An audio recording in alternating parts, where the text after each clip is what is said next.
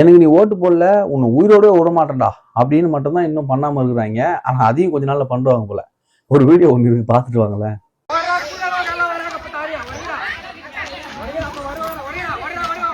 வா வா வா ஓடுறா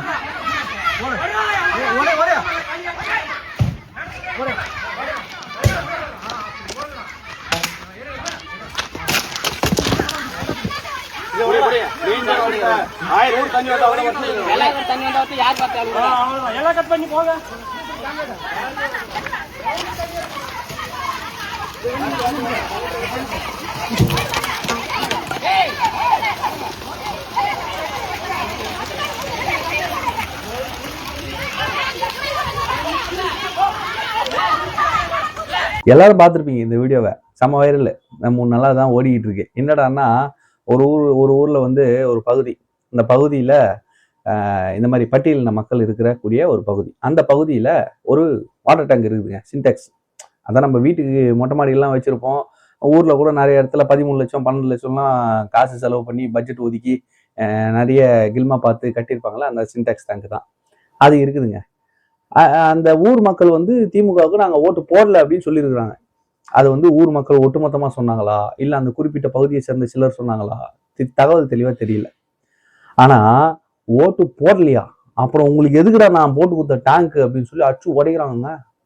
வேற லெவல் பண்ணிருக்காங்க. இந்த வீடியோவை தவிர வேற எதுவும் பெருசா ஆதாரமே தேவையில்லை அவங்க மேல நடவடிக்கை எடுக்கிறதுக்கு. நடவடிக்கை எடுத்திருக்குங்க உடனே காவல்துறை. ரொம்ப சிறப்பான நடவடிக்கை எடுத்திருக்கு. அதிகாலை 4 மணிக்கு கைது பண்ணியிருக்கு. யாரு அப்படின்னா டேங்கை உடைச்சவங்கள இல்லை, டேங்க் உடைச்சிருக்காங்க, இந்த மாதிரி ஊர் பொது சொத்தை சேதம் பண்ணியிருக்காங்கன்னு சொல்லி கம்ப்ளைண்ட் கொடுத்த கம்யூனிஸ்ட் தோழர், அந்த பகுதியில் இருக்கக்கூடிய அந்த பகுதியை சார்ந்த தோழர், அதிகாலை 4 மணிக்கு எங்கேயோ வந்து இவர் தீவிரவாத செயலில் ஈடுபட்டு இல்லைன்னா கொலையில் ஈடுபட்டு மறுநாள் காலையில் விடிஞ்ச உடனே எங்கேயோ தப்பிச்சு போறவர் மாதிரியும், இல்லை அழைப்பு கொடுத்தா வராதவர் மாதிரியும், இல்லைன்னா வந்து குற்றம் பண்ணவர் மாதிரியும். வழக்கமா வந்து திமுக ஆட்சியில இதுதான் நடக்கும். இப்போ காபந்து ஆட்சியிலும் அதான் நடக்குது. என்ன சொல்றாங்க தெரியுமில்ல, குற்றம் செஞ்சவங்களே, அதாவது குற்றச்சாட்டு வச்சவங்களே குற்றவாளிகளை மாற்றிடுறது. டேங்கை உடைச்சிருக்காங்க, பொது சொத்தை சேதம் பண்ணியிருக்காங்க, அவங்க மேல நடவடிக்கை எடுங்க, இது நல்லது இல்லைங்க அப்படின்னு சொல்லி ஊர் நல்லதுக்காக வழக்கு கொடுத்த ஒரு மனுஷன். அந்த மனுஷனை அதிகாலையில் போய் அரெஸ்ட் பண்றாங்க. குண்டாஸ் போடல, அதையும் போட்டு தொலைச்சிருவாங்க. இவங்க கிட்ட எல்லாம் ஆட்சி மாட்டிக்கிட்டு பட்ட பாடு இருக்கு. இந்த 5 வருஷம் விவசாயிகள் மேல குண்டாசை தூக்கி போட்ட ஒரு மிகப்பெரிய சாதனையை பண்ண ஒரே அரசு இந்த திராவிட மாடல் அரசு தான், ஸ்டாலின் மாடல் அரசு. இதுல வேற கொடைக்கானல்ல டூர் போறாரு. அவர் என்னடா துபாய்க்கு டூர் போறாரு, யூரோப்புக்கு டூர் போறாங்க. என்னடா நடக்குதுங்க, என்ன பெருசா சாதிச்சிட்டீங்க. இதுல வேற எல்லாரும் கலாச்சிக்கிட்டு இருக்காங்க. ஏன்பா கையில 10,000 ரூபாய் வச்சிருக்கிறவர் எப்படிப்பா ஒரு தேர்தலில் ஒரு தொகுதியில நின்று போட்டி போடுறாரு, பிரச்சாரம் பண்றாரு, தமிழ்நாடு முழுக்க சுற்றுப்பயணம் பண்றாரு, பிரச்சாரம் பண்றாரு, அவ்வளவையும் வந்து அந்த 10,000த்துக்குள்ளாரவே முடிச்சிடுறாரு. அங்கிருந்து கொடைக்கானல் கிளம்பி போறாரு, அங்க வந்து சுற்றுலாவை அனுபவிக்கிறாரு, காலையில வந்து சைக்கிள்ல பயணம் பண்றாரு, அப்படியே ஜாக்கிங் போறாரு, வாக்கிங் போறாரு, மக்களை சந்திக்கிறாரு, ஊர் ஊரா சுத்துறாரு, எல்லாம் பண்றாரு. இது செலவே ஆகாத அவருக்கு, எல்லாமே ஃப்ரீயா, எங்க போனாலும் எது பண்ணாலும் எல்லாமே ஃப்ரீயா அப்படின்ற கேள்விகள்லாம் வந்துகிட்டு இருக்கு. இதுல இன்னொரு பக்கம் சம்மரு வெக்கேஷன் டைமு, இதுதான் கொடைக்கானல்ல இருக்கிற மக்களுக்கெல்லாம் சீசனு. காலங்காத்தால எழுந்து வாக்கிங் போறேன், ஜாக்கிங் போறேன், ஷூட்டிங் எடுக்கிறேன், சைக்கிள் ஓட்டுறேன்னு சொல்லி ஃபுல்லா ஷூட்டிங் கேமரா, இந்த பாதுகாப்பு, இந்த கூட இருக்கிறவங்க எல்லாம் ஜாக்கிங் கூட ஓட விட்டு அதெல்லாம் வீடியோ எடுத்து கடையெல்லாம் மூட வச்சு யாரையும் வந்து இந்த வாங்க வரவங்களை கூட காலையில வர விடாம ரொம்ப டார்ச்சர் பண்ணிட்டு இருக்காங்க கொடைக்கானல்ல. கொடைக்கானல் மக்கள் இதை மட்டும் நீ தேர்தலுக்கு முன்னாடி பண்ணியிருந்த 1-2 ஓட்டு கூட ஊந்துருக்காது அவனுக்கு அப்படின்ற அளவுக்கு மைண்ட் வாய்ஸ் வெளியே கேட்குற அளவுக்கு பேசுறாங்களாம். இப்படியெல்லாம் வந்து 23 அப்ளிகேஷன் பேர் பண்ணிக்கிட்டு இருக்காங்க. என்னத்த சொல்றதோ போங்க. அதை தாண்டி இங்க ஒரு வாடகை வாய் ஒன்று இருக்கு. நேற்று தான் ஒரு வாடகை வாயை பத்தி பேசணும். செந்தில்வேலு. இந்த பக்கம் ஜீவசகாப்தர் இன்னொரு வாடகை வாய். அந்த வாடகை வாய் புதுசா ஒரு உருட்டை கிளப்பியிருக்கான். கண்டுபிடிப்பு, அது சப்பான்காரன் என்னென்னலாம் கண்டுபிடிக்கிறான், எதை கண்டுபிடிச்சு வந்திருக்குன்ற மாதிரி புது உருட்டு. இது நல்லா இருக்கா பாரு அப்படின்னு அப்படியே உருட்டி காட்டுறது. என்ன உருட்டு தெரியல, அதாவது தாவேகா ஜெயிக்க போகுதான். அது எப்படி ஜெயிக்க போகுது அப்படின்னா, பாஜக இவிஎம் மிஷின்ல குளறுபடி பண்ணி தாவேகா ஜெயிக்கிற மாதிரி அதுல வந்து தில்லுமுள்ளு பண்ணி தாவேகாவும் ஆட்சிக்கு கொண்டு வர்றதுதான் பாஜகவோட பிளானா. இத சட்டின்னு சொன்னா இட்லி கூட நம்பாதுன்னு அந்த மாதிரி இவன் சொல்றதை இவனே தூக்கத்துல இருந்து கேட்டானா நம்ம நம்ப மாட்டான். ஏன்னா கேவலமான ஸ்கிரிப்டா இருக்குது. இதெல்லாம் ஒரு ஸ்கிரிப்ட் நம்ம பேசினா நம்மள வந்து எதையாவது கொண்டு அடிப்பானுங்களே. நேஷனல் மீடியால உட்காந்து பேசுறாங்க. இவங்களுக்கு என்ன பிரச்சனை தெரியுங்களா, ஒண்ணு கூட்டம் வரும், ரசிகர் மனப்பான்மையில பாக்குறதுக்கு வரும், அவங்களாம் ஓட்டு போட மாட்டாங்கன்னு முதல்ல சொல்லிட்டு இருந்தாங்க. அப்புறம் நாங்க இந்த கூட்டத்துக்கு அறிவே இல்லை, கொள்கையே இல்லை, இந்த கூட்டம் அவர் பின்னாடி போறது சாபக்கேடுன்னாங்க. அப்புறம் ஓட்டெல்லாம் விழவே விழாதுங்க, என்னங்க நீங்க 2% 3% தாங்க ஓட்டு விழும் அப்படின்னாங்க.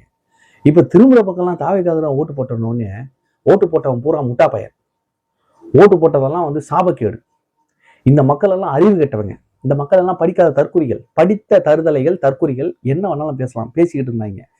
இப்படி பேசிக்கிட்டு இருந்தாங்க. இங்க அடுத்த கட்டமா என்ன போயிட்டாங்கன்னா, ஓட்டு போட்டுட்டாங்க, சரி ஜெயிச்சிருவாங்க போல, ஜெயிச்சுட்டா என்ன பண்ணலாம், பாஜக பி டீம் தானே, போட்டு விடு.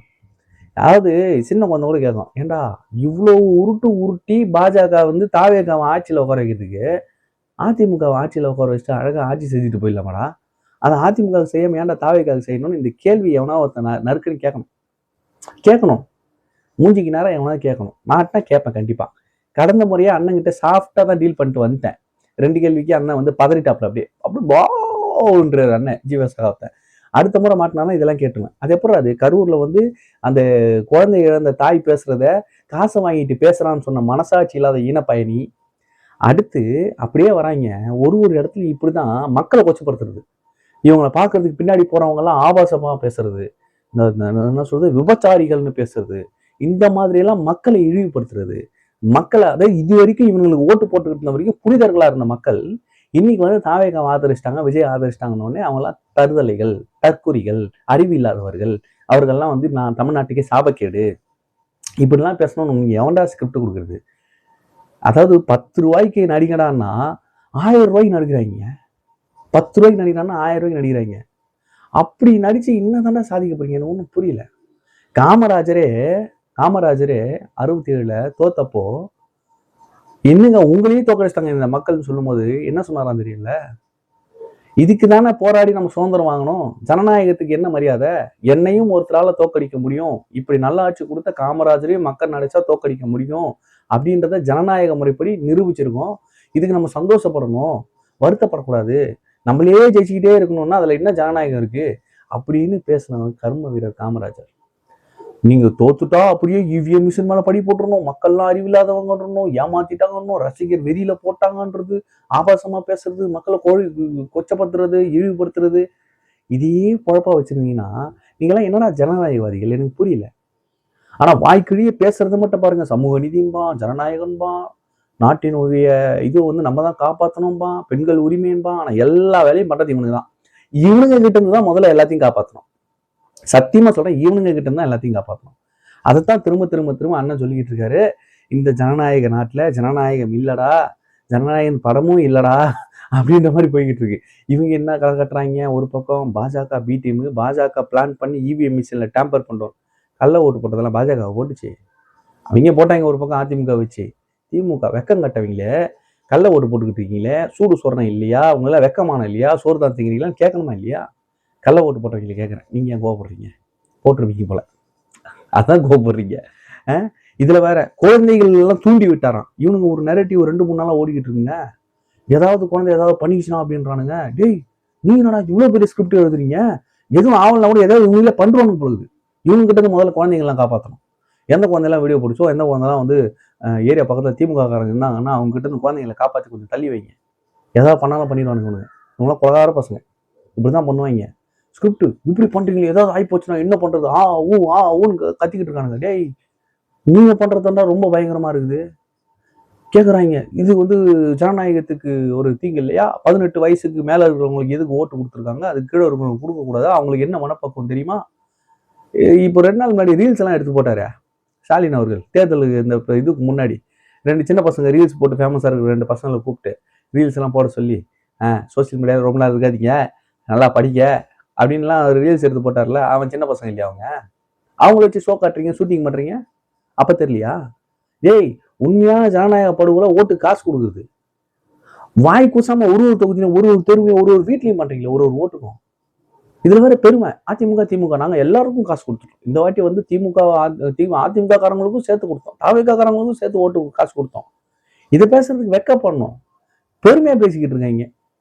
இதெல்லாம் கேட்க மாட்டாங்களா? ஆனா குழந்தைங்கள்கிட்ட ஓட்டு கேட்டுட்டோமா அது ஒரு பிரச்சனையாமா, தாம் தீம் குதிக்கிறாங்க. இவங்க லாஜிக்கே எனக்கு புரியலப்பா. இன்னும் தேர்தல் ரிசல்ட் வர்றதுக்குள்ள என்னென்ன கதியாக போறாங்க தெரியல. நான் என்ன சொல்றேன், இவ்வளவு பயமுறுத்தினதே போதும். எங்கால் ஜெயிக்கவே வேணாடா, தாவிக ஜெயிக்கவே வேணாம். இவ்வளவு உங்களை பயமுறுத்தி இந்த அச்சத்தின் உச்சத்துல தூக்கி உட்கார வச்சா தெரியுமா, அதுவே போதும். இந்த மாதிரி ஒரு தேர்தலில் உங்களை நடுங்க விட்டாலே போதும், ஒழுங்கா ஆட்சி நடக்கும். அது யாரா இருந்தாலும் சரி. இந்த காணொலியை பத்தின உங்களுடைய கருத்துக்களை கமெண்ட்ல சொல்லுங்க. நன்றி. நான் வேலூர்.